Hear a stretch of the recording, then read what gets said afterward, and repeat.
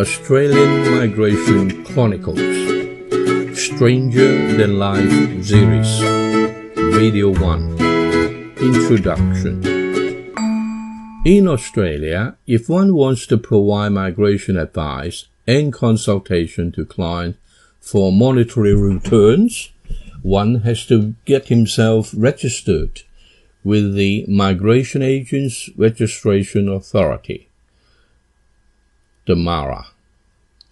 For the best part of the last 30 years, I have been a registered migration agent until 2011, when I was forced to discontinue registration following the advice of my cardiologist, consequent to an open heart surgery.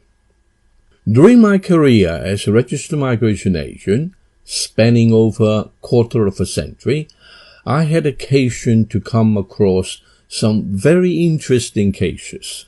Some of them are so strange and astonishing that it would be a pity if I'm not going to share them with some YouTube viewers.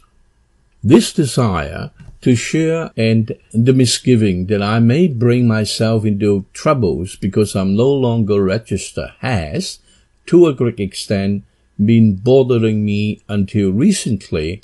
I said to myself that, number one, if I confine myself to only recounting the facts and experiences about the cases and steer away from providing any migration advice and consultation. Number two, if I purposely use fictitious names and countries to hide the true identity of the parties concerned. Number three, if I'm not going to charge any fees because I'm not providing migration advice and consultation to my viewers. And number four, therefore, I'm basically telling a story which may have some relevance to my experience in the past. I believe I shall not be infringing any regulations administered by the Migration Agents Authority. In Chinese literature, there is a very famous book called Pak Ngon King Ke, which literally means wrapping the desk in wool by the twists and turns of the stories, or it may perhaps be translated as Stories Stranger Than Life.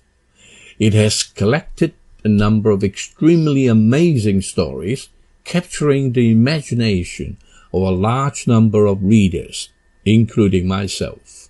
I've always been toiling with the idea of producing a series of migration cases with equally surprising outcomes as a counterpart to the amazing Chinese stories referred above. To be honest, I'm not sure whether I might be forced to close this channel because the MARA may rule that I am infringing migration regulation in doing what I propose to do. Therefore, if you find that my channel, together with the videos included in this series, suddenly disappearing, you may guess what has actually happened. Meanwhile, it is my plan to start sharing around 10 what I consider as amazing and perhaps stranger-than-life Australian migration episodes. If this introduction has somewhat triggered your fascination to continue watching, please subscribe to my channel by clicking the following button. I hope you will not be disappointed.